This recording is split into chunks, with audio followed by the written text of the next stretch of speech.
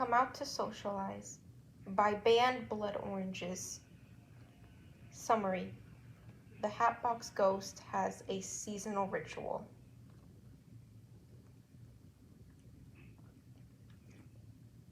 The moonlight stretches through the long windows, a gaping mar of silver that claws across the floorboards, billowing illumination that falls on the tables. The rotting flowers, the clouded mirrors which reflect mists that fall in and out with each other. A carousel of breath which holds no frame, no source. Snow flutters through the spider webs, crack in the groaning head of the house, cackles and whispers of revelry from below, dying as it enters the silence of the morning place. A clicking revives the music box, ancient gears churning inside a flaked gilt frame, and there is an mediation of a slow exhale, although there are no lungs to contain it, and in a flow of shadow and ash, she slips through the narrow slits of her holding place and spills out into the air. An unfolding of ruined satin and lace, tumbling over the blackness of her body, filling it and swelling until her hands, blue and clawed, push through the wilting sleeves and curl out into the chill.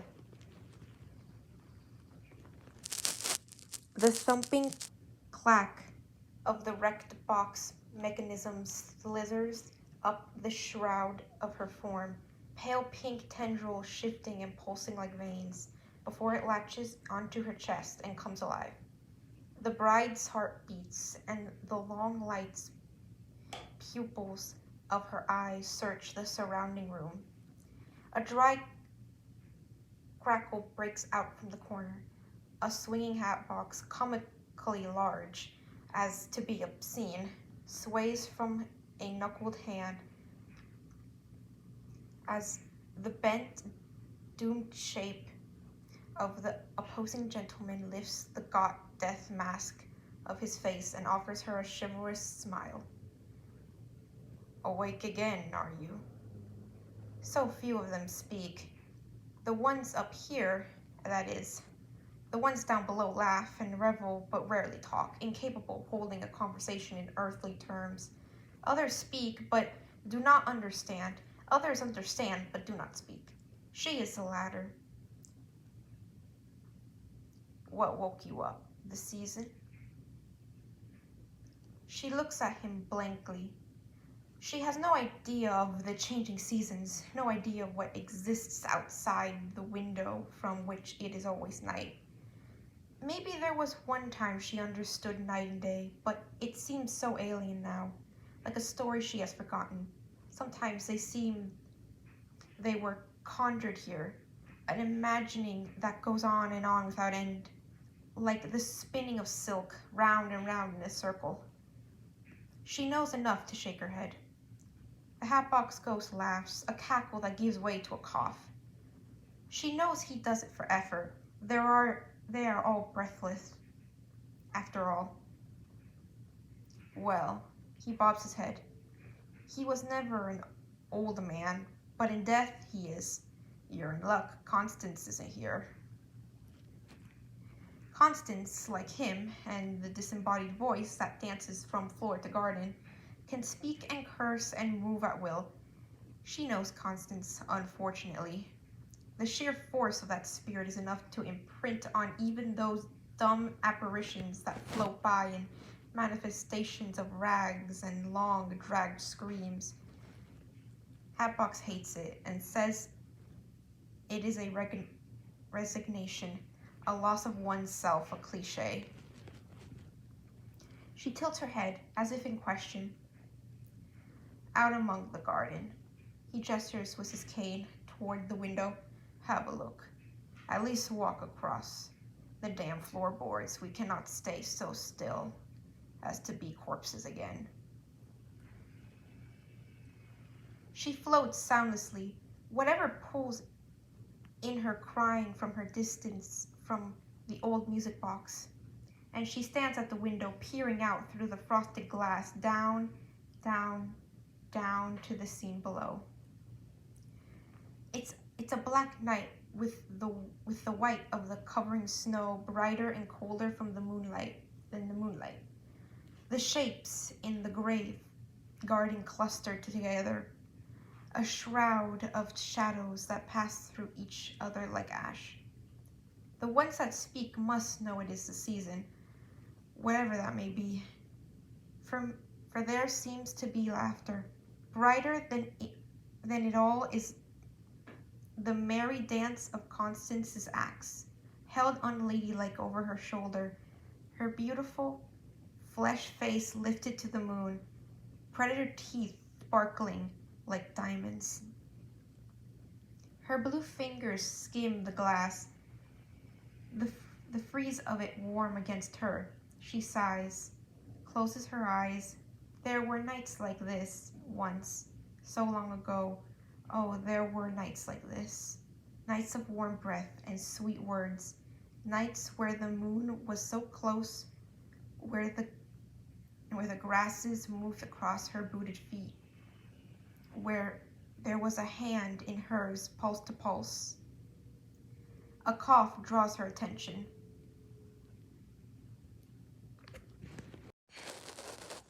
The Hatbox ghost has moved to the center of the room. He has abandoned his box and cane, and his head wobbles merrily on his shoulders. He draws his foot and shimmers his head in the air, dropping into a deep bow. She stares, for she has no mouth to speak. But something within her twinkles, and an illumination ripples through her like the light that gets caught in glass, passing, transcendent, a frail light. He extends his hand and she bows her head. She lies down her bouquet, moving into the circle of the room that bleeds from above them. He holds out his hand and she places her against his, and they move together. Slowly, in an ongoing circle, they turn, join their opposing hands, his long, stiff fingers, once so artful, and her own hands, indigo and taloned. They sweep past each other and then into each other, a swirl of whispered ash and satin and cotton, and he touches her waist.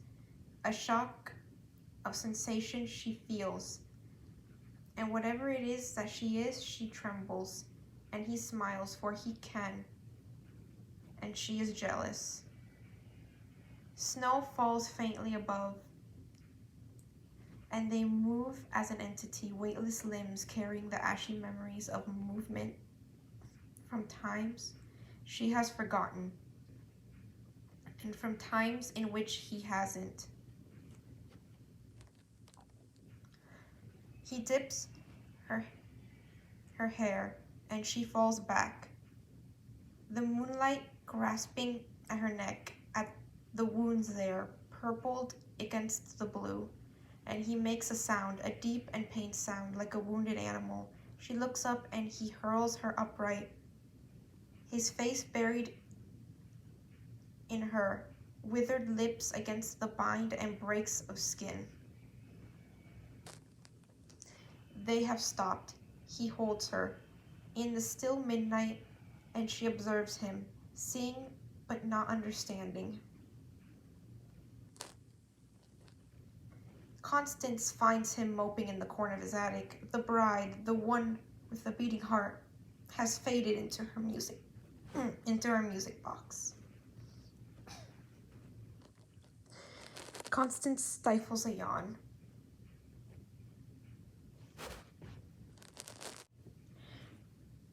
Well, did she not remember again? You poor old sod. Must be exhausting doing the same thing year after year. Year after year, chides Hatbox, not night after night. The shadows pass them, buggies, carriages, whatever they are, faces, laughter, screams imprinted on the gloom. their own ghosts, as he holds no memories which carry such shapes.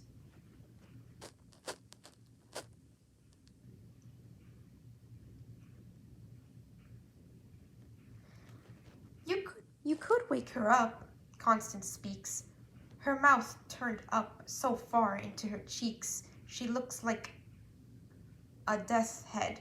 Beautiful as she may be by mortal standards, the monster is never far behind. I could talk to her, tell her the truth. After all, our minds are not clouded by the past. Constance is flung so far, she tumbles into the array of photo frames and jewelry boxes heaped with pearls and lace, dead flowers and rotten icing break and scatter. Constance rears up in a shriek, but Hatbox stands firm, his cane pointed to her white chest and his eyes blazing green fire. "Stay away," he growls.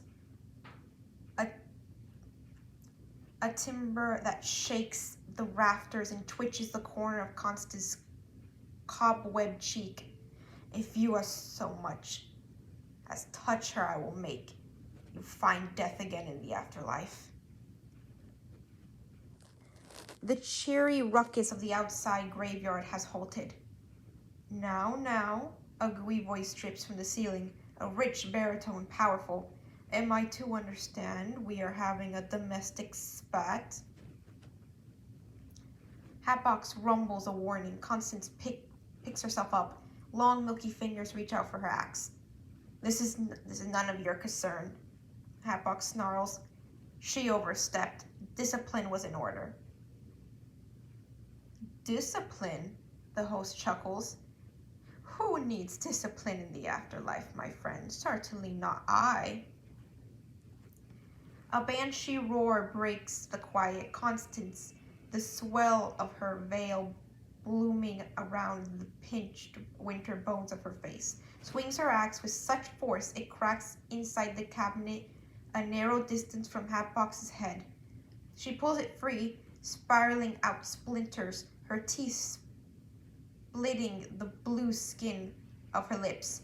"Enough!" Constance is dragged back, writhing into her corner. The ruined cake and flowers arrange themselves, settling back into their neat post-decay. Hatbox blinks and sees he is standing in the arch of the window, his box wobbling in his crooked hand and his knuckles violently tightened over his cane. His beloved Hatboxes assemble themselves on either side of him, consciously disordered. A deep, penetrating sigh echoes over them in a breath of wind. The shadows drifting by gasp as if something has come to a halt. The host rarely ever sounds weary, really don't like doing that, especially at this festive time of year.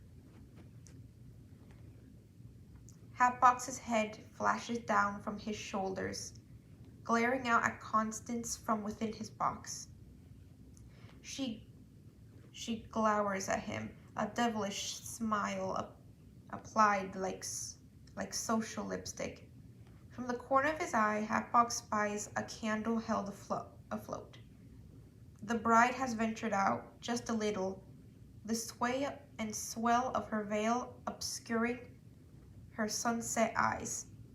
They fix on him, and the head in the box turns to watch her until her recollection falters once more and the candle flutters out.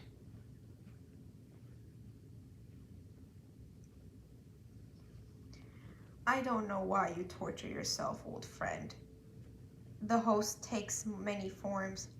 His favorite now is of a gaunt man with a noose looped around his neck like a cravat. He keeps adjusting it, tucking it into his shirt as he peels back his spiderweb hair out of his eyes like a dandy. "You, unlike others here, have had the option of breaking the circle. You were away for so long after all." "I traveled. There is no skin to ache on his bones. but he manages it. I saw the world, passed through many places. Surely you would have found other loves. Hatbox laughs. As if you, of all people, could say that. He eyes him carefully, clacking his frightful teeth in his gums, as if you are not still hopeful. None would dare to speak to the host like that, but what they are indifferent is different, a common history, a mutual favor. Others have been to sleep for much less. The little said about the sea captain, the better. The host sighs. Yes, yes, yes. He nods his head, sitting himself beside him. They have vacated the attic for the parlor. The host's hand plays for a moment in the breathless air between his fingers before he draws back with a thundering laugh. I see, but it is not that tragic of an existence. She lives in the now. She understands sometimes, but she is not aware of what occurred, nor is she haunted by the evils of years past. She's sad. Hatbox rises to his feet. She is sad, and she does not recall why.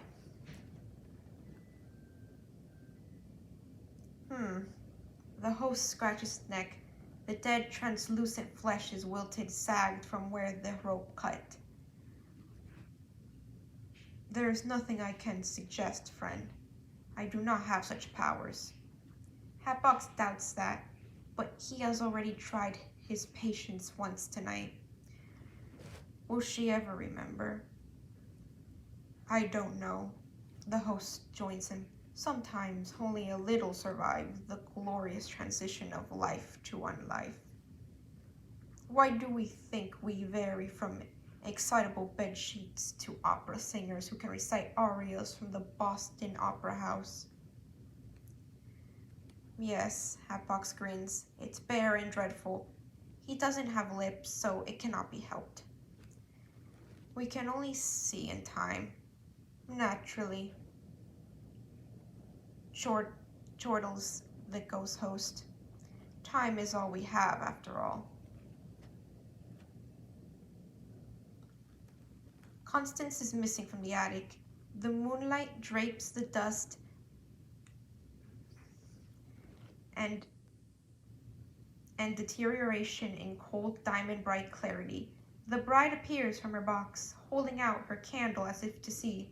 Hatbox leans on his cane, smiling so hard that whatever it is that he is breaks with the agony of it. Awake again, are you? He says tenderly. What woke you up? The season? End of story.